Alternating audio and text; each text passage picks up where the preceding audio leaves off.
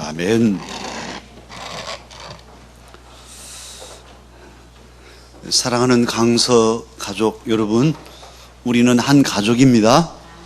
여러분의 담임 목사 늘 말씀 전할 때마다 사랑하는 강서 가족 여러분, 의도적으로 우리가 가족임을 늘 선포하고 있습니다. 우리는 가족입니다. 작은 교회인 가정 안에 피를 나눈 형제들, 또 부모, 자녀 간의 가족이 있고, 또 예수님의 십자가 보혈의 은혜로 이렇게 더 큰 가정을 이룬 교회 안에 우리가 있습니다. 우리는 하나님의 가족입니다. 오늘 성경 에베소서 4장 25절 하반절에서도 말씀합니다. 우리가 서로 지체가 됨이라. 우리가 지체라, 그리스도의 몸인 지체라고 선언하고 있습니다. 그렇다면 어떻게 우리는 하나님의 가족이 되었을까요? 어떻게 우리는 강서 가족이 되었습니까? 그것은 하나님의 은혜로 되었습니다. 특별히 삼위일체 하나님의 은혜로 저와 여러분은 구원받고 하나님의 자녀가 되고 강서 가족이 되고 하늘 가족이 되었습니다. 할렐루야. 먼저는 성부 하나님, 거룩하신 하나님의 사랑으로 되었지요. 세상을 사랑하시고, 죄가 많은 세상이고 우리가 다 죄인이지만, 죽어 마땅할 죄인이지만, 웬일인지 웬은인지 하나님 아버지께서는 우리를 사랑하셔서 독생자 아들 예수님을, 하나밖에 없는 예수님을 이 세상에 내어주셨어요. 그래서 아들의 생명을, 당신의 생명보다 더 귀한 아들의 생명을 우리를 위해서 내어주심으로 우리가 가족이 되었습니다. 또 성자 예수님은 아버지의 뜻을 좇아서 순종의 모범으로 이 세상에 친히 오셨고, 저작거리를 다니시면서 복음을 전하시고, 매맞고 침뱉음을 당하시고 수치와 고통을 감수하시고 십자가에 달려서 피 흘려 저와 여러분의 모든 죄를 사해 주셨습니다. 그러므로 이제 그 보혈의 은혜와 능력으로 우리가 죄 사함을 받게 되었고, 하나님을 감히 아버지라 부르게 되었습니다. 이것이 은혜이죠. 그런데 또 한편 성령 하나님께서는 그러한 아버지 하나님의 사랑과 아들 예수님의 은혜를 우리로 하여금 믿게 하시고 알게 하여 주셨습니다. 마음의 문을 열게 하시고, 아무리 믿으라고 해도 믿지 못하는 사람 못 믿어요. 믿지 않아요. 아주 죽어가는 과정에 이제 꼴깍 숨 넘어가는데도 예수님만 믿으시라 그러면서 한다고 해도 이를 부득부득 갈면서 안 믿는 사람들은 안 믿습니다. 그러나 저와 여러분은 예수님이 나의 구주이심을 믿습니다. 이것이 은혜인 거예요. 어떻게 믿어졌어요? 한 번도 배운 적이 없는데 그분이 나의 구주로, 그래서 그분을 위해서 우리의 생명도 드릴 수 있는 이런 마음을 갖게 된 것은 우리 안에 성령님께서 계시기 때문입니다. 성령께서 우리의 마음의 문을 열어주시고 예수님 또 하나님 그 은혜와 사랑을 듣고 믿고 알게 하셨습니다. 그래서 이제는 그 은혜로, 성삼일체 하나님의 은혜로 하나님의 가족이 되었어요. 우리가 읽지는 않았지만 에베소서 2장 9절에 보면, 그렇기 때문에 예수님 안에서 우리는 더 이상 바깥 사람, 외인이 아니고 또 나그네도 아니고 하나님의 권속이라 그렇게 말씀합니다. 하나님 집 사람, 하나님 집에서 한 솥에 밥 먹고 사는 가족, 식구가 되었다, 권속이 되었다, 그렇게 말씀하셨습니다. 저와 여러분은 하나님의 권속입니다.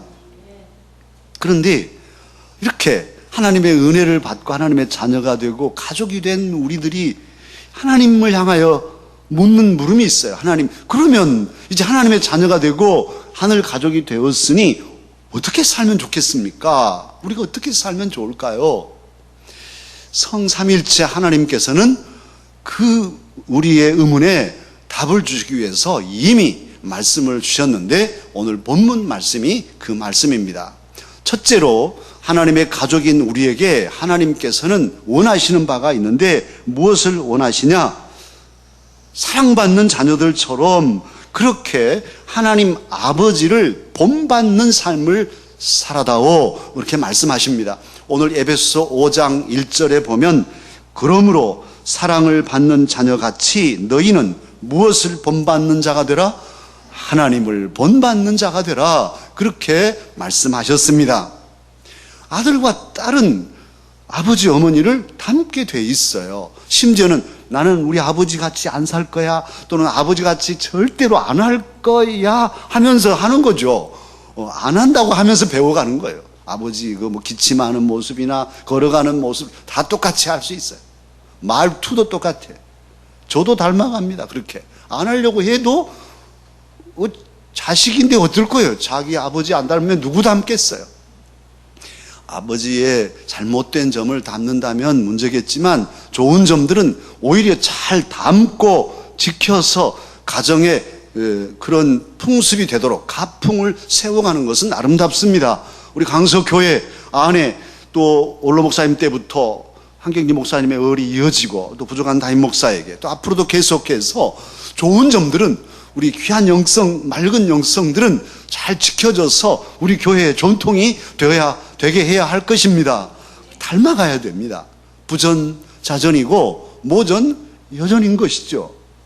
그런데 하나님 아버지는 어떤 분이시냐 하면 거룩하시고 의로우신 분이세요. 그래서 오늘 에베소 4장 24절에서는 우리가 읽지 않았는데 바로 본문 한 절 위에 24절에 보면 하나님을 따라 의와 진리의 거룩함으로 지으심을 받은 새 사람을 입으라, 그렇게 말씀하고 있어요. 거룩함으로 지으심을 받은 새 사람으로 살아라. 우리를 가리켜서 그리스도인이라고도 하지만 또 달리는 성도라고 합니다. 성도란 말은 거룩한 무리, 거룩하게 구별한 하나님처럼 하나님을 따르는 하나님의 백성으로 그렇게 구별된 사람들이라, 이런 의미를 담고 있어요. 그래서 오늘 본문 24절에서 그렇게 거룩함으로 지으심을 받은 새 사람을 입으라고 하시고 바로 이어서 첫 번째 명령으로 주신 것이 25절 첫들머리입니다. 그런즉 하고서 아버지 하나님을 닮아갈 사람이 해야 할 첫 번째가 뭐냐 하면 무엇을 버리라? 거짓을 버리고 거짓을 버리라, 이렇게 말씀하고 있습니다. 사랑하는 강서가족 여러분, 거짓은 마귀, 사탄의 특징입니다. 그래서 사탄을 가리켜서 성경은 거짓의 압이라 그렇게 규정하고 있습니다. 인류 최초의 거짓말장이가 누구냐 하면 사탄인데, 이 사탄이 하와를 꼬일 때 최초로 한 거짓말이 창세기 3장 4절 너희가 죽지 않을 것이다. 선악을 알게 하는 나무의 열매를 먹으면 죽는다고 했어. 그러니까 마귀가 하와에게 너희들 그렇지 않아, 죽지 않는다 하고 거짓말을 했어요. 죽지 않은 사람이 어디 있어요? 다 범죄한 사람은 다 죽고 있잖아요. 이 거짓말쟁이가 사람을 속인 거예요. 우리 인류를 속인 거예요. 사탄은 그렇게 거짓을 일삼지만, 사탄의 세력들은 거짓을 일삼지만 하나님은 참되십니다. 거짓을 하실 수가 없습니다. 그러기에 그 하나님을 믿고 그 하나님의 자녀로 살아가는 저와 여러분도 거짓말을 할 수가 없습니다. 해서는 안 되는 것이죠. 참되게 진실되게 살아가야 됩니다. 하나님의 자녀라면, 참으로 하나님을 아버지라고 부르는 사람들이라면 첫 번째로 생각할 것이 항상 진실, 거짓말을 하지 않는 것, 정직한 삶, 이것을 우리는 지켜가야 돼요. 물론 때로는 뭐 임기방편으로 본의 아니게 거짓말할 수도 있지요. 그러나 우리가 가져야 할 정신은 절대로 거짓을 향하지 않는다는 이 아주 강한 의지를 가지고 살아가야 한단 말입니다.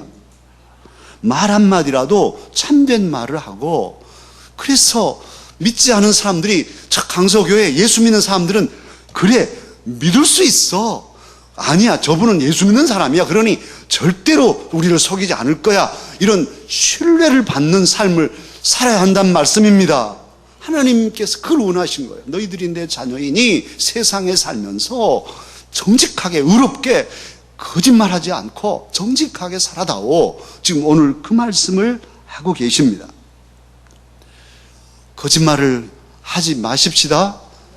거짓되지 않도록 100%는 어렵지만은 정말 늘 참되기 위해서 몸부림치는 그런 삶을 살아가잔 말이에요. 뿐만 아니라 오늘 에베소 4장 28절에 보면 말씀합니다. 도둑질하는 자는 다시 도둑질을 하지 말고 돌이켜서 가난한 자에게 구제할 수 있도록 자기 손으로 수고하여서 선한 일을 도모하라. 선한 일을 하면서 살아라. 그렇게 말씀합니다. 하나님께서 친필로 새겨주신 계명이 있는데 그것이 십계명이죠. 하나님께서 돌에 새겨서 잊어버리지 않도록 모든 계명 중에 가장 귀한, 정말 그 계명들을 똘똘 이렇게 뭉쳐서 아주 중심만 추려놓은 10가지 계명이 있잖아요. 그 계명 중에 8번째 계명이 무엇이냐? 도적질하지 말라는 거예요. 하나님께서는 하나님의 자녀들이, 하나님의 백성들이 거짓말을 하거나 남의 것을 훔치거나 남의 것을 욕심내거나 남의 것을 빼앗는 이런 삶을 기뻐하시지 않는 거예요. 내가 너희 아버지인데 부족하면 내게 구하라. 내가 채워주면 왜 너희들이 남의 것을 욕심내냐? 지금 그러신 거예요. 너희들이 그렇게도 비천하게 살려고 하느냐? 당당하게 살아다오. 지금 그러신 것이잖아요. 저는 봉헌 위원들이, 부부가 대부분 안수집사님들이 가져오시잖아요. 제가 부임하고 운 적이 많아요. 봉헌을 받을 때 눈물을 흘리면서 받은 적이 많습니다. 왜냐하면 신영시장에서 우리 집사님들 수고하시고 겨울에는 은손으로, 여름에는 옛날에는 지붕도 없었잖아요. 떼약볕에 야채 다시 들어가는데 그 어려움을 겪으면서 수고한 열매를 하나님께 드렸잖아요. 그래 전등 하나도 아까운 거예요. 다 하나님의 헌금으로 쓰여지니까. 이 귀한 애물을 하나님께 바친 그 정성을 생각하면 너무너무 소중한 거예요. 그래서 울 때가 많아요. 사랑하는 강서가족 여러분, 내 손으로 수고해서 정직하게 일해서 힘들지만은 비록 집 한 칸도 제대로 없어도 내 자식을 잘 가르쳤다면 그 삶은 보람있고 값지고 자랑스러운 삶입니다. 부끄러워할 삶이 아닙니다. 그리고 생각이 제대로 박힌 자녀들이라면 그런 부모 앞에 큰 절을 올리고 정말 존경한다고 고백할 것입니다. 하나님은 저와 여러분이 세상에서 그렇게 물질로 떵떵거리고 살지 못하더라도 바르게 살고 열심히 살고 수고해서 자녀들 길러내고 하나님께 섬기고 그리고 이웃에게 나누며 살아가는 그런 멋진 삶을 살라고 오늘 말씀하십니다. 도둑질하지 말고 그 손으로 수고해서 선을 행하라. 아버지 하나님을 본받고 아버지의 말씀대로 살아가기를 힘쓰십시다. 또한 32절에서는 하나님 아버지께서 아들 예수 그리스도 안에서 우리가 죄인이었지만 우리를 용서하신 것처럼 우리도 용서하고 살라고 말씀하십니다.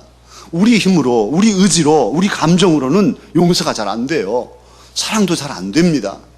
그래서 우리는 예배 교제 시간에 그렇게 교제하잖아요. 요즘에 통통통하고 주님의 무엇으로?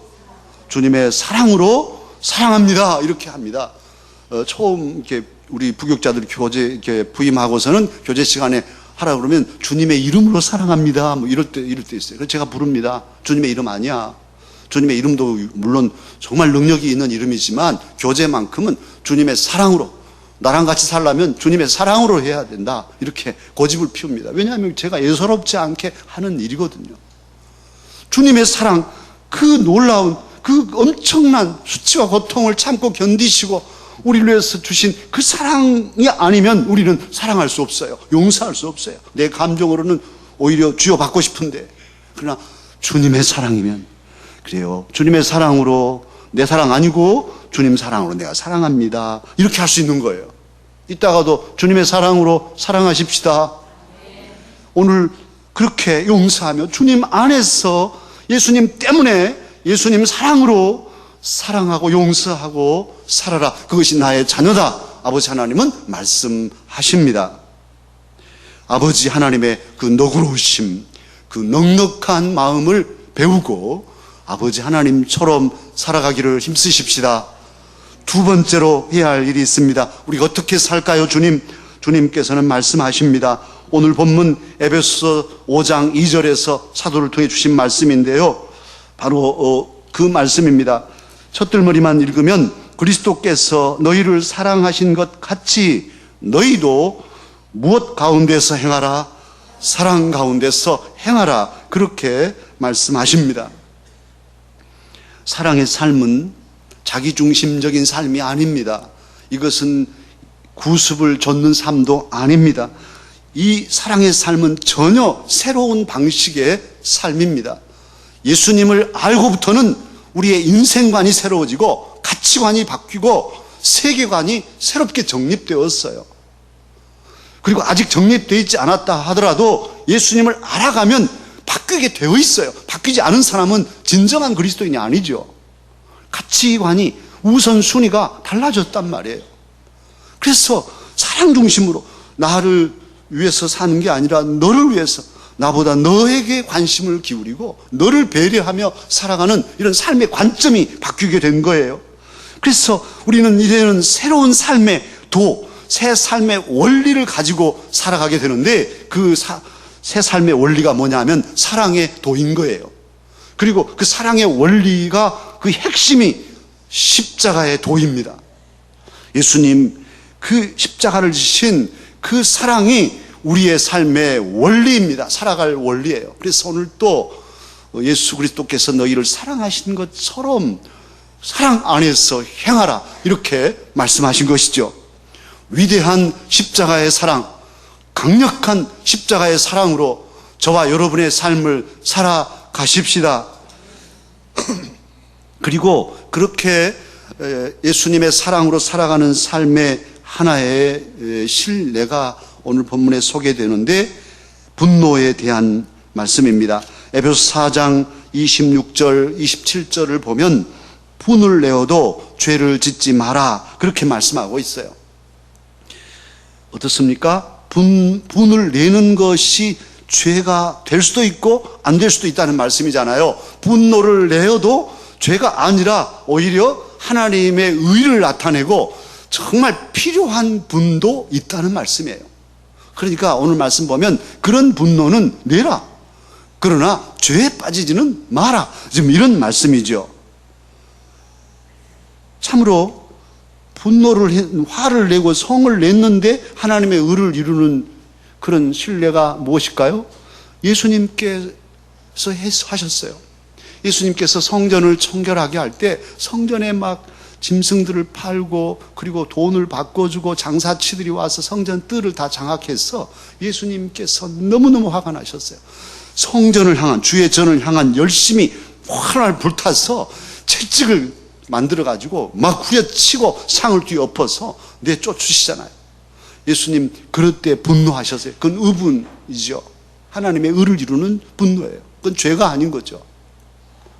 또 겉모습으로만 하나님을 섬기는 거칠의 신앙에 치우치는 바리새인들을 보면서 이 회칠한 무덤 같은 자들아, 이 독사의 자식들아, 화 있을진저, 이런 무시무시한 말씀도 예수님 하셨어요. 왜냐하면 그 예수님의 마음은 독을 품고 있는 것이 아니라 어째서 그렇게 살아서 하나님의 영광을 가리냐 하는 그들을 불쌍히 여기고 사랑하는 마음이 그 안에 있기 때문이죠. 성전을 향한 사랑 또는 외식하는 그들의 영혼을 사랑하는 마음이 예수님 마음에 있기 때문에 분노하시는 것이죠. 그러기에 죄가 아니고 이건 사랑이고 오히려 하나님이 기뻐하시는 의죠. 오늘이 우리 나라가 독립한 지 70주년이 되는 광복 70주년 기념주일이기도 해요. 우리 이번 주 금요일이 광복절이잖아요. 70주년인 거예요, 올해가. 그래서 뭐 교회들이 여러 행사를 합니다. 오늘 서울 시청 광장에서는 전체 그 연합 집회들이 있고 또 뭐 여러 기도문들이 낭독되고 그렇습니다. 그런데 우리나라가 독립하기 이전에 일제강점기에 우리 조상들, 생각 있는 분들은 그 폭력으로 우리나라를 짓밟고 이 민족 강산을 피로 물들이고 순박한 우리 백성들을 잡아다가 성노예로 부려먹고 일꾼으로 부려먹고 이런 우리 말을 뺏고 이름을 뺏고 우리의 정신을 빼앗아가는 이들을 보면서 가만히 있을 사람이 어디 있어요? 이 불의 앞에 안 된다고 항의하고 분노하면서 일어난 그런 조상들이 우리에게 있었습니다. 그러한 분은 의분입니다. 이런 분노는 있어야 합니다. 지난달 7월 27일에 아프리카의 짐바브웨에서는 미국의 치과 의사가 몇 천만 원을 주고 여행 가가지고 화살로 사자를 한 마리 죽였어요. 그래가지고 온 세계가 막 들끓고 있습니다. 지금 들끓고 있어요. 이 치과 의사네 집 앞에는, 병원 앞에는 사람들이 데모하고 있어서 치과 의사가 잠적했어요. 사자 한 마리 죽었는데 세상이 난리가 아니에요. 막 분노로 들끓어요. 그런데 7월 27일 지나서 나흘 후에 7월 31일 새벽에 요단강 서안지구의 팔레스타인 가정집에 불이 났어요. 이것은 이스라엘 구급파가 불을 질러버린 거예요. 집에다, 가정집에다. 그래서 18개월짜리 아이가 죽었어요. 불에 타져서. 부모들은 화상을 입고. 그래도 세상이 조용합니다. 이게 뭔가 이상하잖아요. 사자 한 마리 죽고, 또 그제는 우리나라 개를 생매장했다가 지금 인터넷에 난리가 났죠. 어찌 그럴 수가 있냐 하고. 그런데 개 한 마리 생매장한 것은, 죽는 것은 막 분노로 막 들끓고 있는데, 사람이 죽어도 별 볼 일 없어요. 사람이 막 강제로 납치당하고 죽어도, 또 사람이 물속에 빠져서 수십 명의 학생들이, 수백 명이 죽어도 별로 분노도 하지 않아. 이건 뭔가 잘못되어 있는 거예요. 뿐만 아니라 그런 분노를 우리가 가져야 되겠고, 잘못된 것에 대해서는 분노를 일으켜야 되는데, 그런 분노를 우리가 잃어버렸어요. 잊어버렸어요. 조상들이 가졌던 그런 의분도 우리는 가지지 못하고 있어요. 더더욱 내 자신의 잘못, 또 습관적으로 계속하는 잘못들, 왜 나는 이 모양일까? 왜 이런 잘못을 저지르나? 나는 왜 이러나? 하는 자기 아픔, 이런 자기 분노, 자기 자신에 대한 분노도 잃어버렸어. 그냥 아무렇지도 않아. 다 그런데 뭘. 그리고 바깥에 사자 죽은 것만 분노하고 강아지 새끼 죽은 것만 분노한다면 뭔가 잘못되어 있잖아요. 사랑하는 강서 가족 여러분, 분노할 것에 분노하십시다. 그러나 분노하지 않을 것, 정말 가정생활하면서 아무것도 아닌 사소로운 거, 선풍기 갖고 요즘에 어젯밤에 또 싸웠는지 모르겠어요. 1단 트네 2단 트네 해가지고 선풍기 방향을 왜 그렇게 조절하냐에 따라서 잠을 못 잔 부부도 있을 수 있어요. 이 별것도 아닌 것으로 분노하고 막 그냥 그게 달해서 이혼하자고 막 이런 말까지 나가면 이건 어리석기 짝이 없죠. 분노할 것에 분노해야지. 오늘 주님께서는 분노를 경계하십니다. 그런 분노, 죄에 빠지는 분노를 경계하시면서 특별히 27절에 마귀에게 무엇을 주지 마라? 틈을 주지 마라. 이렇게 말씀합니다. 분노하게 되면 마귀가 틈탈 수 있어요. 제일 틈타기 쉬운 게 그거예요. 그러니까 티격태격 싸우는 집안은 되는 일이 없죠. 마귀가 틈을 타는데. 그리고 이제 앞으로 또 장년부 수련회가 있고 이런 중요한 일이 있으면 우리들도 담임 목사도 마찬가지 이렇게 마귀가 틈을 타려고 여러 가지 시험을 걸어요. 그래서 시험을 조심하라. 아동부 수련회, 중고등부 수련회 정말 은혜롭게 잘 마쳤어요.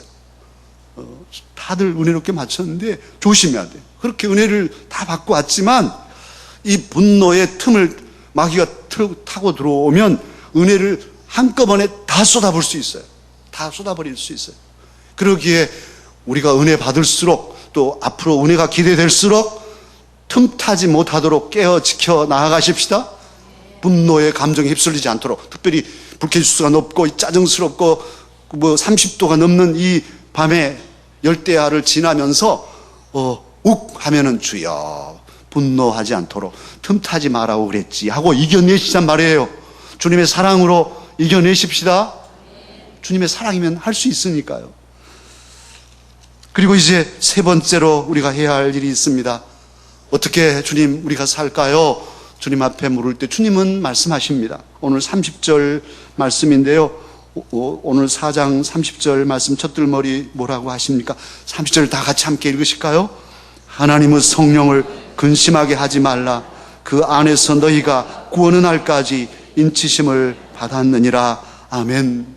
성령님을 근심하게 하지 말고 오히려 덕을 세우며 살기를 주님은 원하십니다. 여기서 근심되게 한다는 이 단어는 헬라어로 어떤 뜻을 가지냐 하면 슬프게 하다, 또는 아프게 하다, 그런 말도 같이 들어있어요. 그런 뜻이.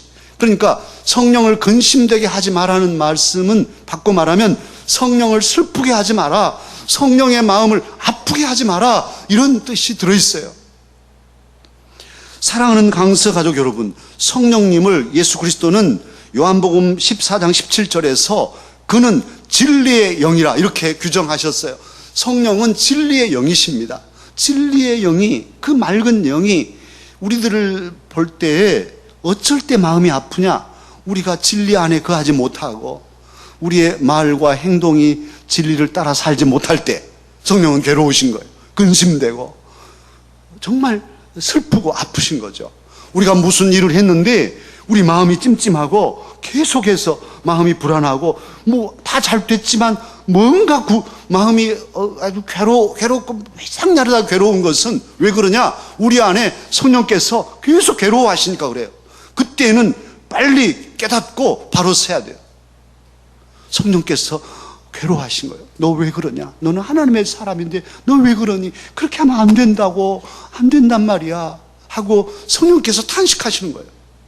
그런데 오늘 성경은 우리가 하나님의 성삼일체 은혜로 하나님 자녀가 되고 가족이 되었다면은 성령님을 아프게 하거나 슬프게 하거나 근심되게 하지 마라, 이렇게 말씀하십니다. 그래서 오늘 이 말씀을 29절과 연관지어 보면 그렇게 사도를 통해 말씀하시죠. 무릇 더러운 말은 너희 입 밖에도 내지 말고 오직 덕을 세우는 데 소용되는 대로 선한 말을 하여 듣는 자들에게 은혜를 끼치게 하라 말씀하십니다. 우리가 성도로서 성령님을 힘입고 사는 사람으로서 우리 말이 추잡하고 더러운 말을 하게 되면 성령께서 슬프신 거예요. 괴로우신 거예요. 뿐만 아니라 31절 악독함과 노함, 분냄, 시끄럽게 떠드는 것, 그리고 맨날 비방하는 것, 이런 것들, 모든 악한 뜻을 가지고 있는 이런 것들을 보면 성령께서 괴로우신 거예요. 슬퍼하시고. 성령이 괴로우셔서 좋을 일이 무엇이겠어요? 성령께서 근심하는데 내 앞길이 창창하게 열리겠습니까? 그렇지 않아. 열린 것 같아도 그 길은 망하는 길인 거예요. 성령이 도우시지 않으면 안 되는 거예요. 성령의 도우심이 우리에게 정말로 필요합니다. 우리가 10시 20분이면 오늘 아침에도 기도했는데 안내위원들 제가 기도해요. 기도할 때 한 번도 빠뜨리지 않고 하는 기도가 있어요. 아신 분들은 아시겠지만 대부분 모르고 그냥 기도만 받으실 거예요. 그 기도 중에 하나가 뭐냐 하면 성령님 오늘도 우리의 마음을 감동해 주셔서 하나님의 일을 잘 감당케 해 주십시오 하는 기도예요. 주보 한 장을 주는데 뭔 성령이 필요 있어? 그냥 주면 되지. 그렇지 않아. 주보 한 장을 성도들에게 주어도 성령님을 의지하고 성령님께서 내 마음을 감동해서 드리는 것이 은혜인 거예요. 성령의 도우심으로 하나님의 일은 할 수 있어요. 그래서 성령의 도우심 우리가 간구해야 돼요. 특별히 성령의 은사들은 덕을 세우는 데 있습니다. 고린도전서 14장 4절 이하에 보면 방언은 자기 덕을 세우고 예언은 교회의 덕을 세우나니 이런 은사들을 풍성히 받도록 간구하라, 그렇게 구하라, 그렇게 명령하고 있어요. 자기 덕을 세우고 가정의 덕을 세우고 교회의 덕을 세우는데 성령의 은사가 아니면 안 되는 거예요. 내 힘으로, 내 지혜로, 내 돈으로, 내 어떤 권력으로 되는 것이 아니란 말입니다. 작년부 수련회가 있지만 그래서 기도해야 되는 것이고 하나님의 은혜로 도우심으로 하나님 어떻게 할까요? 도와주세요. 성령님 도와주셔야만 됩니다 하고 의지하게 되는 것이죠. 사랑하는 강서가족 여러분, 성령을 근심되게 하거나 슬프게 하거나 아프게 하기보다는 오히려 성령님을 기쁘시게 하도록 성령님의 도우심을 간구하십시다. 우리 찬양대 찬양할 때에도 그냥 내 목소리 좋은데 뭐 연습 많이 했는데가 아니라 성령님 주님께서 함께 하셔서 오늘 또 찬양을 통해 영광 받으시고 이 찬양을 듣는 우리 성도들도 마음의 문을 열게 해 주십시오.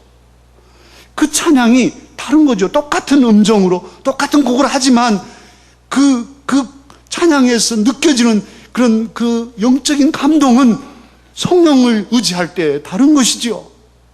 그래서 우리의 마음이 모아지고 성령님의 도우심으로 하나하나 덕을 세워가기를 주님은 원하셔서 오늘 말씀을 주고 계십니다.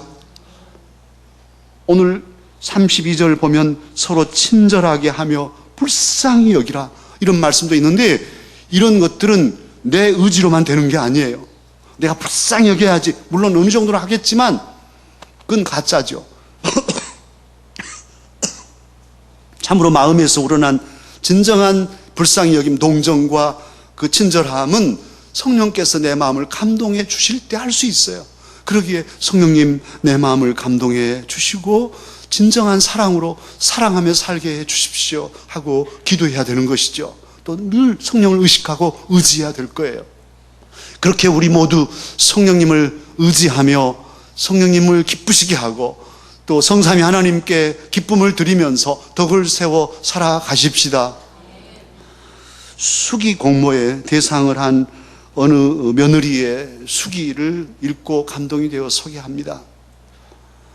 이 여인은 10살 때 아버지를 여의고 홀어머니 밑에서 두 자매가 여동생하고 같이 자랐어요. 그 어머니가 얼마나 고생했겠어요. 남편 없이 딸들만 둘을 세 모녀가 살아가면서 길렀어요. 대학을 마치고 직장생활 2년 하다가 시집을 갔는데요, 시집 간 지 1년 지났는데 친정어머님이 암이 들었대요. 암이 들어서 수술해야 된대. 돈이 있어야지, 돈이, 수술비가. 그래서 남편한테 아주 겨우겨우 어떻게 돈을 끌 수 없을까요? 내가 알아볼게. 그렇지만 어떻게 할까? 좀 그러고 있는 상황이에요. 그런데 시어머님이 그 새 며느리한테, 새 아가하고 전화를 했어요. 너 울고 있냐? 울지 마라. 그리고 내게 3시간만 내일 시간을 내줄 수 있겠니? 알았어요, 어머니. 하고 그 다음날 시어머니하고 이 고부간에 3시간 동안 데이트를 했는데, 그 시어머니가 며느리를 데리고 한약방에 제일 먼저 데려가서 진맥을 하고 한약을 지어줬어요. 너 이제 어머니 간병을 하게 되면 간병하는 네가 건강해야 된다. 그러니 이 약 꼭 먹고 건강하게 어머니를 간병해라. 그럼 백화점에 가서 또 쉽게 입을 수 있는 고급스러운 것 안 입어도 여러 벌을 사서 병원에 있더라도 단정하게 입고 먹을 것 꼭꼭 챙겨 먹고 그렇게 어머니를 잘 간병해야 한다. 힘내라. 그러시면서 봉투를 하나 주셨는데, 이것 가지고 어머니 수술비에 보태라. 그리고 이것은 죽을 때까지 비밀로 하자. 네 남편한테도 말하지 마라.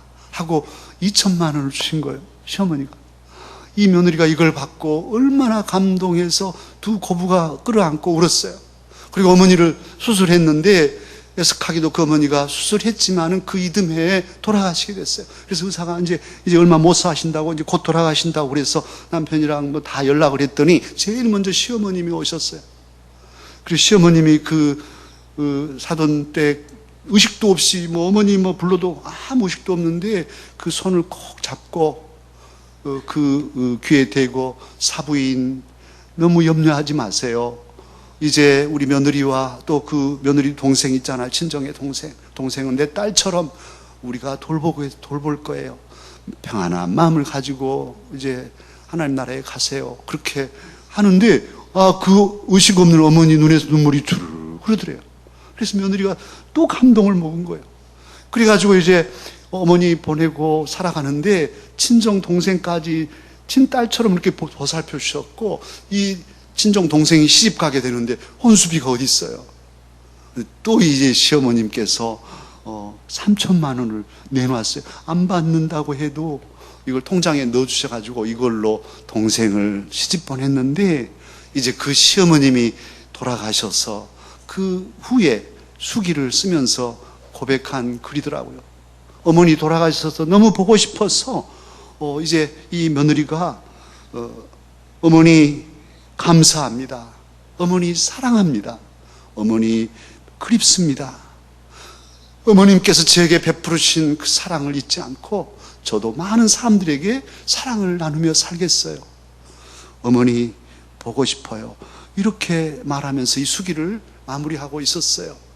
이 며느리는 그 후 어머니 돌아가시고 자기도 적금을 놓고 있답니다. 왜냐하면 자기에게는 아들이 둘인데 며느리들에게 자기 어머니, 시어머니처럼 그런 좋은 시어머니가 되려고 적금을 놓고 있다 해요. 아들 두신 분들은 오늘부터 내일부터 적금을 드셔야 됩니다. 딸 두신 분들은 안 돼도 되겠네요. 시어머니들만 내야 되니까. 사랑하는 강서가족 여러분, 저와 여러분은 하나님 가족입니다. 강서가족은 하늘 가족입니다. 우리를 성삼일체 하나님께서 사랑으로 가족이 되게 하셨어요. 가족이기에 내 것을 아낌없이 줄 수도 있고 또 같이 울어줄 수 있고 아픔을 같이 공감하고 붙들며 나아갈 수 있죠. 이런 가족에게 성삼일체 하나님께서는 오늘 또 말씀하십니다. 사랑받은 자녀들처럼 아버지 하나님을 본받는 자가 되라고. 또 예수님께서 너희를 사랑하신 것처럼 강서 가족들아 너희도 서로 사랑하라고 말씀하십니다. 뿐만 아니라 성령님을 근심되게 아프게 슬프게 하지 말고 성령님을 기쁘시게 하며 성령님 안에서 사랑의 마음으로 덕을 세워 살아라 말씀하십니다. 이 말씀 가슴에 품고 이 여름을 승리하며 우리의 남은 날을 승리하며 살아가십시다. 기도하겠습니다.